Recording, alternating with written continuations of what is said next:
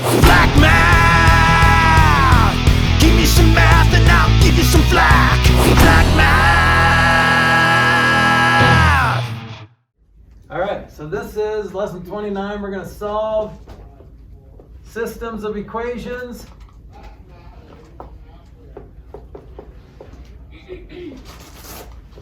With 3 variables. Same kind of process of what we've been talking about. So we can solve with substitution, elimination, even graphing. Okay? So if you're solving by graphing, that's going to be difficult on an XY coordinate plane. So back in the day, we used to have planes that looked like this. We had an x-axis, we had a y-axis, and then we had a z-axis for a 3-dimensional coordinate plane. So we're not going to do that. But if there was only one point in the 3-dimensional space that worked for all 3 equations, all 3 of these lines would intersect somewhere in space, and it would have all 3 points in common. Okay?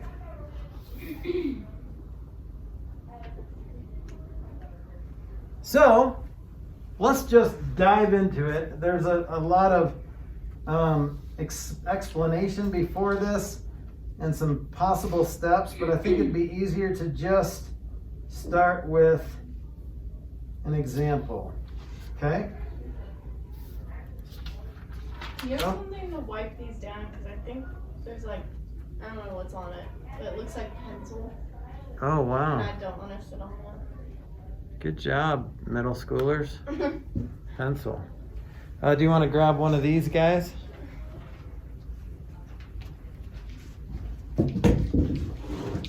Okay, so I'm just going to start with example 1. X plus y plus z equals 4.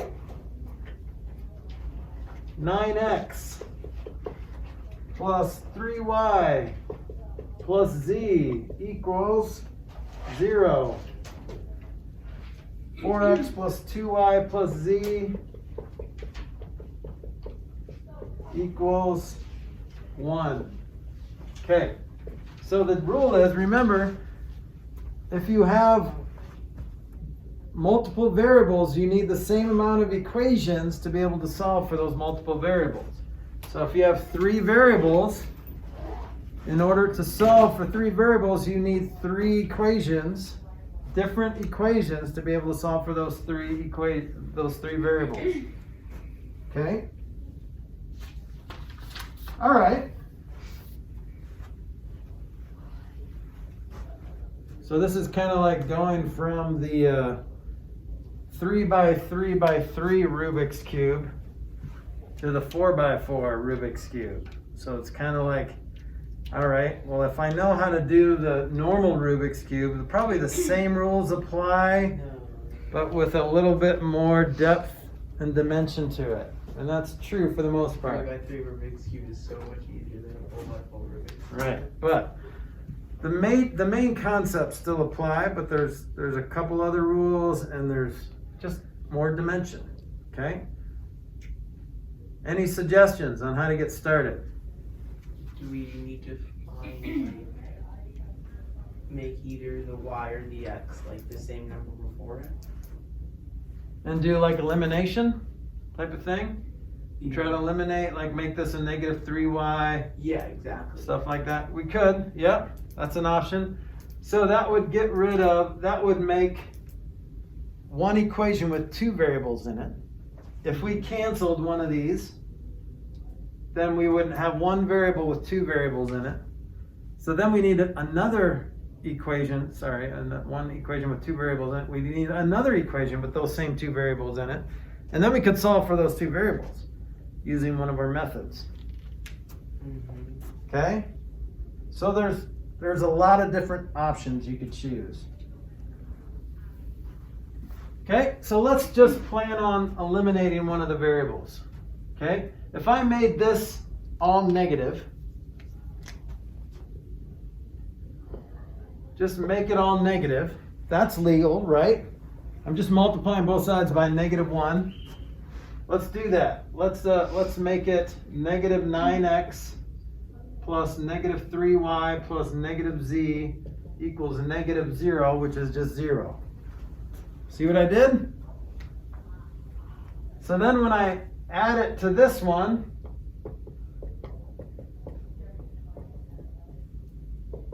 I get negative 8x plus negative 2y equals 4. So far, so good? See what I did? Okay. Well, we have to eliminate, we just have one equation with two variables in it. Okay. So let's try doing the same thing here. Or what we could do is add this to the green as well. So then if we did that, we'd have 4x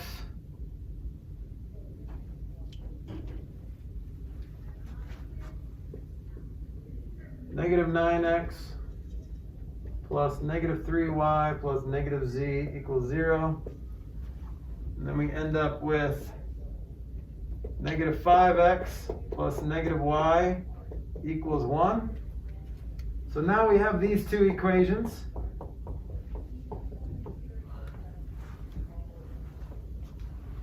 And now can't you just like solve it like a 2-by? Yep. Just like Yeah. do a So problem? what are your suggestions? How do we solve for this system of equations?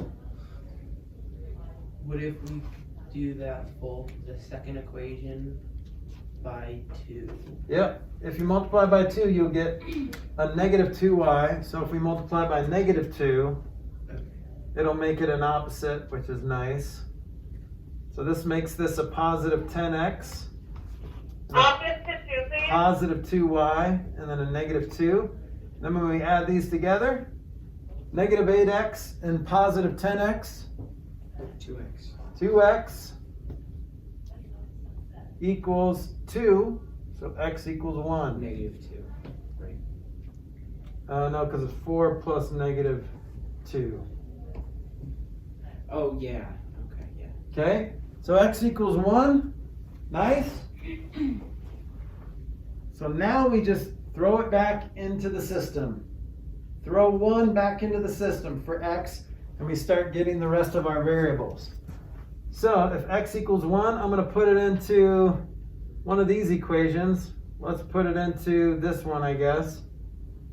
So then you get negative 5 times 1 plus negative 1 equals 1.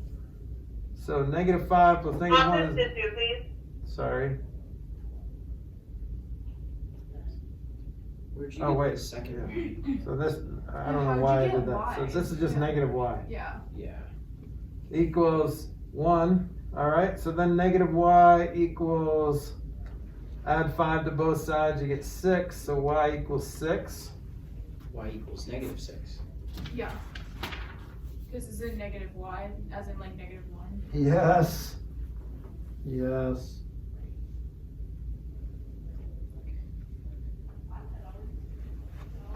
Right. Negative y equals 6, then y equals negative 6. Good catch. All right. Now what? Now we've got our x's and y's. Let's just make sure it works over here. Negative 8 times x is negative 8. Negative 2 times y is positive 12. So negative 8 plus positive 12 equals 4. Check, that works. So the x and y work. Yes. And let's just plug our new x and y into this really easy equation here. 1, negative 6 plus z equals 4.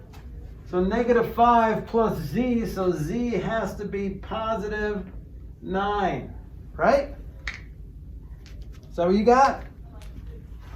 So z equals positive 9. Now you can write your answer. You can just leave it like that. Just make sure you circle it, or you can do what the cool kids are doing. 1, comma, negative 6, comma, 9. That's your ordered Call that an ordered triple. Instead of an ordered pair, we call it an ordered triple. Yes? Couldn't you just plug in x to like one of those main equations up there? You can Would you plug get the x same into answer? whatever you want. Yep. You should plug them into all three just to So- make sure, right? Let's just say I plugged it into 9x plus 3y plus z equals Uh-huh. 0. Would I get the same answer? Yep. So Okay. 9 times x is 9 because x is 1. Yeah. And then y is negative 6. So 9 plus negative 18 is negative 9 plus positive 9 equals 0. Okay. That works there. 4 times 1 is 4, plus negative 12 is negative 8, plus 9 is positive 1. Okay. Works. Okay. Thank you. So you should plug them into all three when you're done, just to Okay. make sure, especially if you're taking a test. Okay, so let's review what Saxon gave you as steps. Here's the steps that Saxon gives you. Step 1. Use 2 of the 3 equations to eliminate one of the variables. That's what we did. We chose these 2 and we used the actual elimination to eliminate one of the variables. You could have actually used substitution, right? You could have gotten like one of these variables by itself and plugged it into something else, and then you could have made 2 equations out of the remaining 2 equations, right? So if I did that really quick, I'm going to blow through this and show you another way to do this. Well, x could be 4 minus y minus z. So that's what x equals. So if I plug that in to one of these, to both of those, then I'll have 9, 4 minus y minus z plus 3y plus z equals 0. And then if I plug it into here, I got 4 times 4 minus y minus z plus 2y plus z equals 1. I'm just doing this by substitution. So I get 36 minus 9y minus 9z plus 3y plus z equals 0. So then if I rearrange this, I get negative 6y minus 8z equals negative 36. And then over here I get 16 minus 4y minus 4z plus 2y plus z equals 1. So then put that 16 over here and then get a negative 15. The 4y's combined to a negative 2y. Negative 4y plus 2y is negative 2y. And then negative 3z. Okay, so now here's my 2 equations. I could do the same process with these 2 equations. Okay, if I multiply this by negative 3, then I get, let me just do that. So then I get positive 6y plus 9z equals 45. Add it to this equation, the y's cancel, and I'm left with z equals 9. So same process. I mean, you can. There's multiple ways you can solve this system of equations. Yes. Does it matter which one you use? Nope, not at all. Do what you're comfortable with. Do what works. Do the method that you've had the most success with. Okay. I would probably do substitution. I would probably do it this way, because look at how many variables are by themselves. Okay. And all you need is 1. You just need 1 variable by itself. So you have 9 choices on which variable to get by itself. Chances are one of those 9 variables is pretty easy to get by itself. Just throw everything else on the other side. If every single one of these 9 variables had a coefficient, then you might want to consider elimination. But I think elimination, honestly, might make it more complicated. So if you use substitution, get one of these variables by itself, then just plug it into the other 2 equations, and then you'll have 2 equations with 2 variables in it. And that's what we're used to. Okay, so step 1. Use 2 of the 3 equations to eliminate one of the variables. use the remaining equation on one of the, see, these are complicated. I don't like these steps, so you don't have to follow these steps.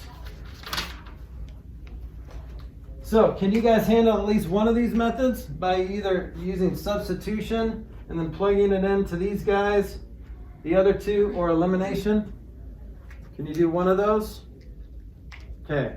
If you don't want to choose, and if you're still confused, just use substitution. So you have 9 choices on which one of these to get by itself. See why I chose this top equation? Because I could have chosen any of these 3 variables. I could have said z equals 4 minus x minus y. And then plug 4 minus x minus y here and here. And then I would have 2 equations with 2 variables in it. Clean it up and then use one of our methods to solve for those system of 2 equations. Okay? Can you do that? Yes.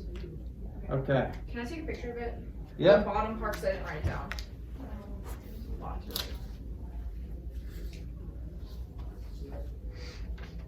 All right, now sometimes you might get lucky and you might get a system of equations where they don't meet together, right? You could have 2 lines in space that don't meet at one point. That's very likely. So there's no solution to that. Or you could have lines that are, all 3 of them are the same line. Or you could have something where just 2 of them are the same line, but one of them isn't, but there's still just one point where they meet. Okay, so I'm going to give you a couple examples of those, and then we'll move on to 30.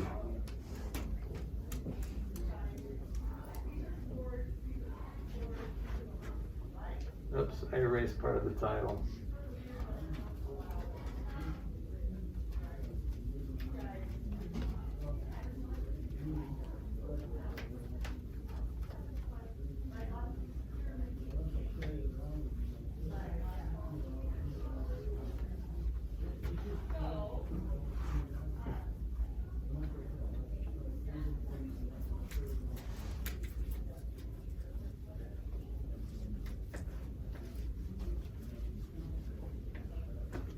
Okay, so let's put 3 equations on the board. This is example 2.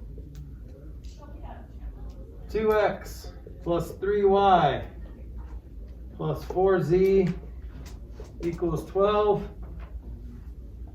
Negative 6x minus 12y minus 8z equals negative 56.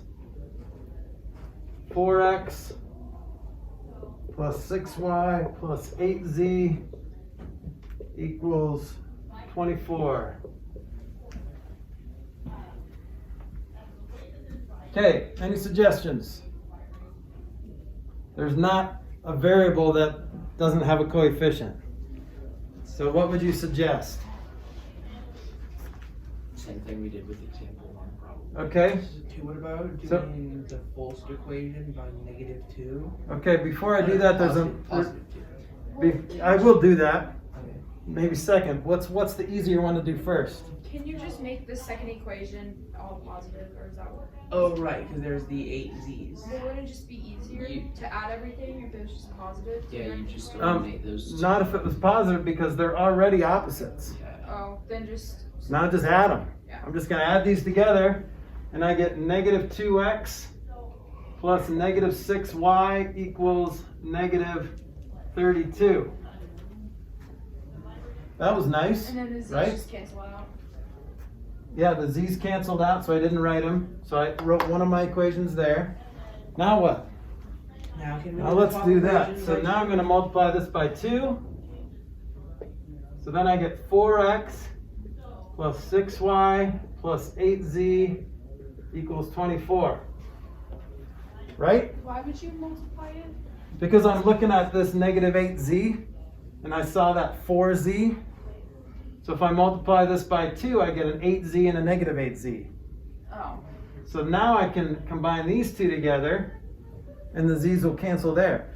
Just make sure you're canceling the same variable in both combinations. Okay. So then I get negative 2x, negative 6y, and a negative 32. Uh-oh. What does that say? It's the same thing. It's the same. So that's the same equation. So you can, from here, what do? Well, if you do that, you get 0 equals 0. So no If I multiplied everything by negative 1, then I'd get 0 equals 0. Well, fortunately, 0 does equal 0. So that means that at least 2 of the equations, there's infinite solutions. So therefore, there are infinitely many solutions to this system of equations. So those solutions may form a line, and the equation of the line is negative 2x minus 6y equals 32. Okay? So, the answer to this is infinite solutions. What about the z though? Doesn't matter, you're done. Okay? Why doesn't the z matter? Well, these two, when you combine them together, they both form this line. Yeah, but what about the z's line? It's No one cares about the z. No one cares about the z. because we already know the answer. So if you, Set of equations. all three of these are the same equation. So if you multiply this top equation by 2, then it's this one. And then if you, well, this, it's not really the same, I guess, but yeah. Okay. I don't understand, but Okay, so just if you get the same thing equals the same thing, or you get the same equations when you combine those, then you can call it infinite solutions, okay?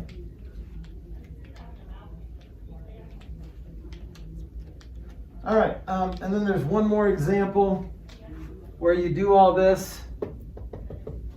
This is example 3. You do all this and then you get 0 equals negative 5. Well, 0 will never equal negative 5, right? So what's your answer to this? No solution. So if all the variables cancel and you're left with a true equation, like 0 equals 0 or 5 equals 5 or whatever, then the answer is infinite solutions. If you do all this work and you end up with a false equation and all the variables cancel and you're left with the false equation 0 equals negative 5, the answer is no solution. Because 0 will never equal negative 5, no matter what you pick for x, y, or z. Well, 0 will always equal 0 no matter what you pick for x, y, or z.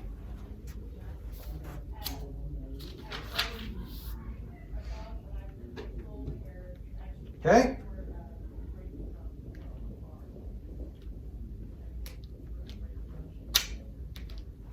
So remember, what is this? Inconsistent.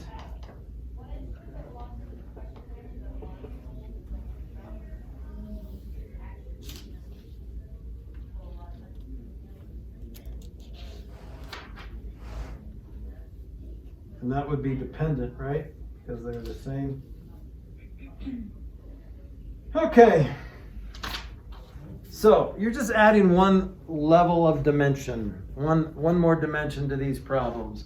You know how to do this. Once we get here, you can solve this by using any of your methods, elimination, substitution, whatever. But these are some special cases where you might run into those things like that. So if everything cancels, then it's either infinite solutions or no solution. Can you remember that? If everything cancels. Okay, good. All right, let's do lesson 30.